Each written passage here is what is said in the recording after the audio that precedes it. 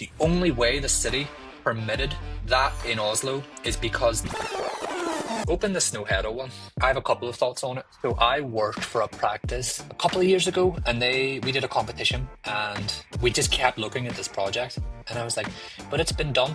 It's great, but it's been done. And then what I've noticed on Helsinki is how many projects do make this move. And they all seem to have this idea that you occupy the roof and that's sort of like the public aspect of the project, which is interesting and is fantastic. But from how I understand it, the only way the city permitted that in Oslo is because the roof itself was classified as an artwork. The architects explored some sort of loophole that enabled them to list the roof as a piece of art, public art, therefore people can occupy the roof.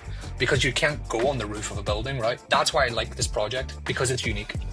But it has generated hundreds of attempts at knocking it off, and it can only really work here. Well, it's a building that is an experience. Being able to climb the roof is an experience. You can imagine someone that visits this building that is not an architect really enjoying visiting it, which exactly is fantastic. From what I gather, the residents of the city were invited to like climb the roof before it actually even opened, which is just a beautiful sentiment, and it gives back to the city. And then it also is the perfect threshold to the water, and it is a piece of art.